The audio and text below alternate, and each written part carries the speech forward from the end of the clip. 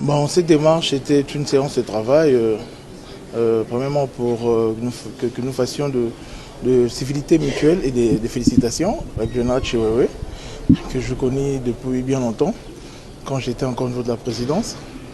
Mais également, c'était pour venir demander l'accompagnement de l'armée dans les opérations que nous allons mener sur la ville de Kinshasa. Vous comprenez que Kinshasa aujourd'hui est dans le chaos. C'est un chaos total, nous vivons une situation effroyable. Alors nous pensons que l'accompagnement de l'armée est nécessaire à ce stade. Nous savons tous que dans les grandes missions de l'armée, en temps de paix, il a la main-d'œuvre adéquate pour pouvoir nous accompagner dans les réalisations de certaines choses attendues. Et là, c'était justement pour épingler la grande opération coup de poing que nous avons menée, qui consiste justement à curer nos rivières, nettoyer Kinshasa, les ensablés. Aujourd'hui, Kinshasa a plus de 3 420 000 tonnes de déchets disséminés dans 24 communes. Nous estimons que la situation est grave, raison pour laquelle nous sollicitons l'armée en vue de nous accompagner par ses corps. Le génie militaire, le service national, et tout autre corps pourront nous aider à aller de l'avant. Il y a des questions de l'assainissement, des questions de l'embouteillage, des questions de l'encadrement, la réinsertion de la jeunesse, délinquance de la jeunesse, et puis voilà, par des opérations de réinsertion, comme je le dis justement. Et nous sommes très contents parce que l'armée est très favorable et nous envisageons d'ailleurs plus loin, comme ça s'est fait dans tous d'autres cieux où l'armée accompagne pour pouvoir établir des protocoles d'accord et voir aussi dans quelle mesure du possible si le gouvernement central peut nous accompagner pour pouvoir élever cette ville qui est quand même le miroir de ce pays. Voilà. D'ici les débuts de l'année académique 2024-2025, les étudiants de l'université de Kolwezi Unicole pourront enfin avoir leurs propres moyens de transport. Voilà qui ressort des propos du directeur général des Transacadémiens, Georges Onguelo Danga, à l'issue de l'audience lui accordée par la gouverneure de province. C'est jeudi 8 août 2024 à Kolwezi. Il y a eu un bon nombre de demandes des étudiants, venant même de Kolwezi aussi, qui souhaiteraient assez que Transacadémie roule aussi à Kolwezi. C'est dans ce cadre-là que nous sommes venus pour assurer le déploiement. Et je vous assure que nous avons trouvé une oreille attentive de la part de Madame la gouverneure et surtout son pragmatisme. Elle a été très pragmatique. Donc dans un bref délai, les bus Transacadémie vont pouvoir rouler dans la ville de Kolwezi. Émerveillé par les dynamismes de la gouverneure Fifi Masuka Saini et sa disponibilité à accompagner efficacement les initiatives éducationnelles, l'hôte de la chef de l'exécutif provincial du Lualaba a salué l'évolution des infrastructures routières presque partout dans la province du Lualaba. Coup de chapeau à la province, nous avons vu l'état de la voirie. Elle est en parfait état, ce qui nous rend confortables. Nous pensons que la durabilité même des bus peut être assurée, vu l'état des routes, et nous sommes fiers de ça. Comme par coïncidence, une délégation importante conduite par le président national des étudiants de la République démocratique du Congo, Maurice Mukandaï, parmi lesquels les délégués généraux des étudiants de l'université de Kolwezi, a été reçue par la gouverneure de province, Fifi Masuka Saini, venu déposer un mémo dans lequel il plaide l'implication de l'autorité provinciale pour qu'il soit plus vite concrétisé l'objet pour lequel les directeurs généraux des Transacadémiens et au Lualaba. La joie a été comble pour ces jeunes étudiants d'apprendre que Fifi Masuka Saini avait déjà prévu une solution à leurs préoccupations. Nous sommes très satisfaits parce qu'il a dit que ce que vous venez de me demander, moi-même déjà, j'avais ça dans mes pensées. Alors il a promis aux amis des provinces que Transacadémie sera opérationnel déjà dès le début de l'année académique 2024-2025. Les bus qui étaient en mauvais état à l'université de Kolwezi seront bientôt remplacés. Et ces bus-là démontraient que la mort, parce que quand vous y montez, il n'y a presque pas de signes de vie. Et je félicite l'Excellence, Madame Fifi Masuka, pour son implication dans les œuvres étudiantines, pour ses efforts qu'elle ne cesse d'aménager pour notre bien. En tout cas, que le bon Dieu, le Seigneur, la bénisse et lui ajoute encore plus que cela en rapport avec la vision du chef de l'État.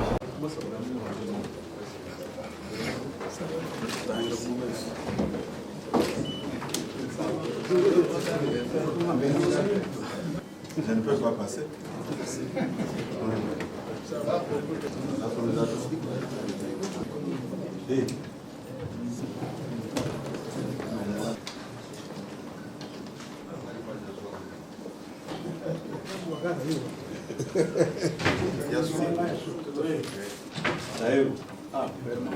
C'est la réunion des chefs.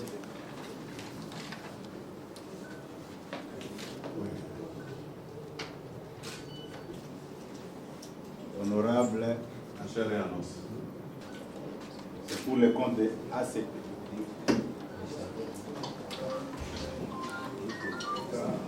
Katokoli. Cecilia André.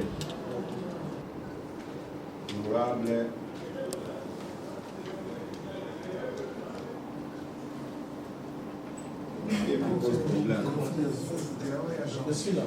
Jancy ARD. Honorable Nago Jean-Pierre AAC Bar Christophe Boutoula ADP. Honorable Lupasa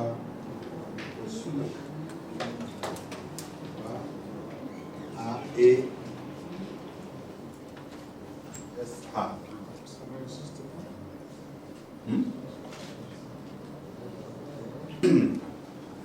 Je me vois dans l'obligation.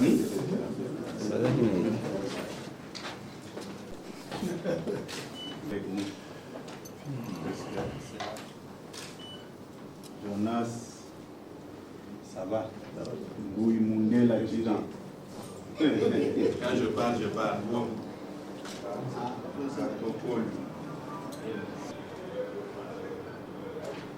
Honorable Jaoya. Honorable Hubert Moi. Honorable Ancher et Annonce. Même dans la tombe, le président. Non, non. Non, non. C'est pour le compte de ACP. ACP.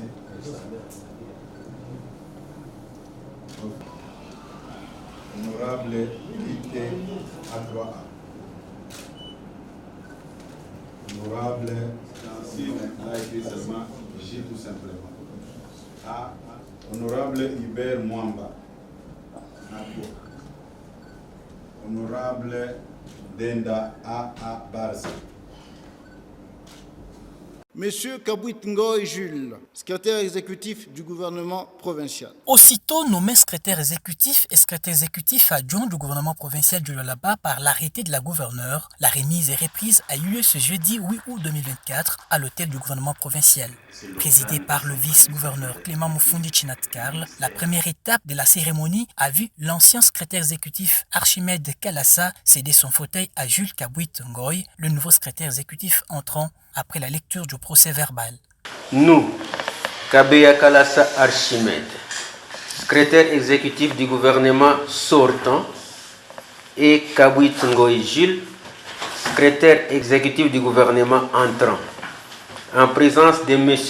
Moufundi Chinat-Karl, vice-gouverneur de la province du Lualaba, avons procédé au cabinet de travail du secrétaire exécutif du gouvernement, à la remise et reprise au poste de secrétaire exécutif du gouvernement, conformément à l'arrêté provincial numéro 2024 GOUV/PLBA/048 du 5 août 2024 portant nomination du secrétaire exécutif et des secrétaires exécutifs adjoints du gouvernement provincial du Lualaba. Puis est venu le tour de vérification des patrimoines du secrétariat exécutif avant la prise de parole du nouveau secrétaire exécutif du gouvernement provincial, vantant les qualités de son prédécesseur et promettant de travailler pour la bonne marche de la province. Mes hommages s'adressent à son Excellence, Madame la gouverneure de province, Fifi Masuka Saini, pour le choix porté sur nos modestes personnes. À cette occasion, nous réitérons notre ferme engagement, celui de servir la population lualabaise à travers ces tâches combien lourdes nous confiées par l'autorité provinciale. Témoin de l'événement, le vice-gouverneur Clément Moufundi Chinat-Karl a prodigué des conseils au nouveau secrétaire exécutif. C'est une nouvelle tâche pour vous. Si le secrétariat fonctionne mieux, et tout ira de mieux, puisque vous avez le rôle de centraliser toutes les informations.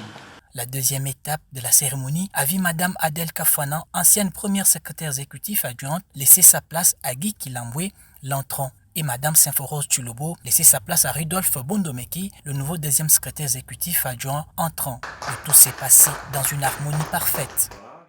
En place, ici à Kolwezi, c'est dans l'objectif de donner aux individus les moyens de se prémunir de la bonne santé et aussi assurer le bien-être à tous. Alors c'est dans ce cadre que nous sommes là pour accompagner la cité de Kapat. Propos renchéris par le coordonnateur national de la Fondation, M. Billy Kailou, représentant de l'honorable Andy Mutombo. Dans le cadre des actions de la Fondation, nous avons comme vision d'apporter les petits sourires à ceux qui souffrent le plus. C'est ainsi que nous avons apporté les médicaments, les matelas, pour soulager tant la souffrance de nos compatriotes. Un mot d'espoir, si nous sommes unis et travaillons dur et relever les défis de développement, c'est notre vision de la Fondation. Le geste était inattendu. Le docteur Maxime Erung, médecin directeur de cet hôpital, n'a eu de mots que pour remercier le bienfaiteur. C'est vraiment un plaisir pour nous de vous accueillir au sein de cette structure. Parce que c'est le premier bénéficiaire de ce que vous voulez faire comme acte. Ce n'est pas les prestataires de la structure, mais plutôt la population de Kapat. C'est comme ça qu'au nom de la population de Kapat, au nom des prestataires de notre structure, je vous souhaite la bienvenue. Après cette série de discours, le coordonnateur national de la Fondation Barapana Mutombo, Billy Kailou, a procédé à la remise symbolique de matelas, des appareils de tensiomètre et des produits pharmaceutiques pour assurer les traitements de malades dans cet hôpital. Hôpital est chercher message. Il y a aussi et au besoin en tant que fondation Moussaïdi. Si tu as parlé, et que Dieu m'a étudié, voilà ma possibilité. Ça veut dire que papa mon parent en fondation, il et quelques malades ont été consultés gratuitement avant de leur remettre de produits. La journée était pleine. La délégation de la Fondation Barapana Mutombo s'est rendue au centre de santé de référence du quartier Kanina. Ici, l'opération similaire a été effectuée. Le docteur Mukebo Igor, médecin directeur du dit hôpital, a remercié de vive voix le parrain Andy Mutombo pour son cœur généreux. Quand nous sommes vraiment reconnaissants vers l'honorable, il faut ce geste très louable. Ce n'est pas donné à n'importe à tout le monde. Il nous a secourus. Nous sommes vraiment reconnaissants. Qu'il continue sur la même lancée. Et nous verrons que la fondation deviendra de plus en plus grande. Et nous espérons encore de bonnes choses. Ici, au centre de santé Jekamine, Louilou, la délégation de la Fondation Barapana Mutombo a été reçue par le médecin traitant, le docteur Odilon Kabange. Après remise de matelas et un lot de médicaments, le médecin de la Fondation ont procédé à la consultation gratuite de malades. Au terme de ces opérations, le coordonnateur national Billy Kailou s'est dit satisfait du déroulement. Très bien, les malades, ça va très bien, y compris avec très bien. Je remercie Mungu, on a compris d'abord Sofiane qui est M. Andy Barapana Mutombo pour un souci de la population. Merci beaucoup. Même son de cloche pour le docteur Guy Nawej, membre de la Fondation. Nous disons merci plutôt à notre parrain, au parrain de la Fondation, qui est M. Andy Mutombo Barapana, pour l'initiative, autant louée par nous-mêmes, d'abord membres de la Fondation, et même la population qui a été notre cible, cette population démunie. Ce geste de grand cœur est salué par le bénéficiaire qui ont imploré des bénédictions à l'endroit de l'honorable Andy Mutombo Barapana. Baba, tunashukuru sana kwa kutuletea dawa na maamuzi. Tunashukuru binene sana kwa mtoto yetu ule tulizala. Mina remercier sana Fondation Mutombo Mine remercier sana na Mungu aiongezee antuka miaka ya mingi. Kwa hiki kitendo na basimamizi bote wa fondation bote, Mungu awabariki. Kupatia Mungu jua atanibariki. Honorable Andi Mutombo.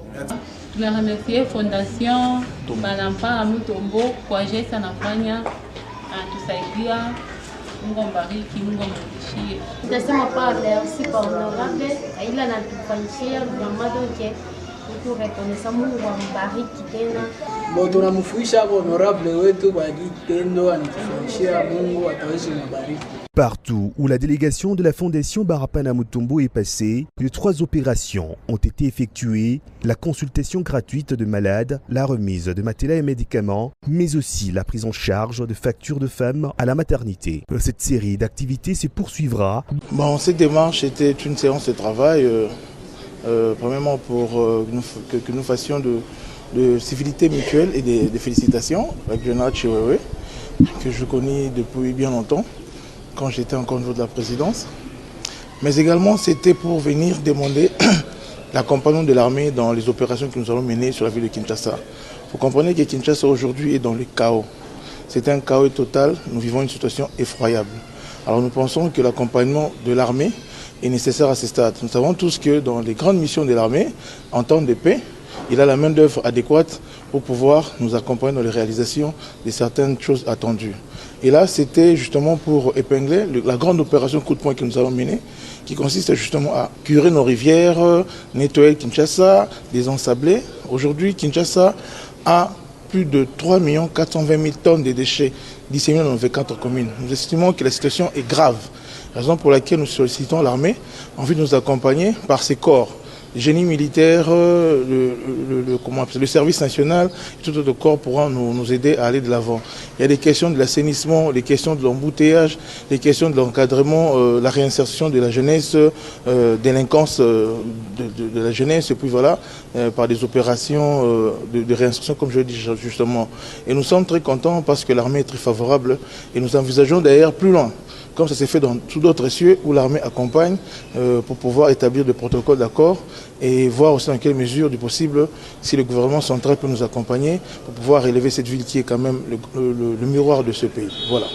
Cette démarche était une séance de travail, premièrement pour que nous fassions de civilité mutuelle et de félicitations avec le général Chiwewe, que je connais depuis bien longtemps, quand j'étais encore au niveau de la présidence.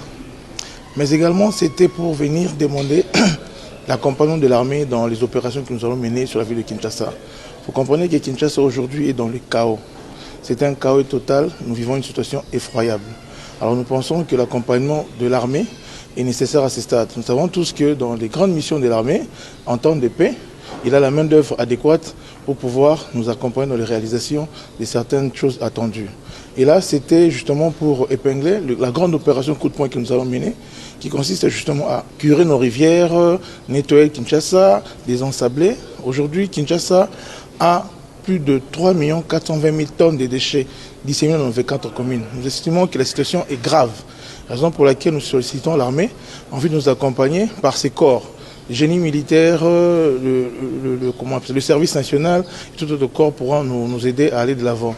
Il y a des questions de l'assainissement, les questions de l'embouteillage, les questions de l'encadrement, la réinsertion de la jeunesse, délinquance de la jeunesse, et puis voilà, par des opérations de réinsertion, comme je le dis justement. Et nous sommes très contents parce que l'armée est très favorable et nous envisageons d'ailleurs plus loin, comme ça s'est fait dans tous d'autres cieux où l'armée accompagne pour pouvoir établir des protocoles d'accord et voir aussi dans quelle mesure du possible si le gouvernement central peut nous accompagner pour pouvoir élever cette ville qui est quand même le miroir de ce pays. Voilà.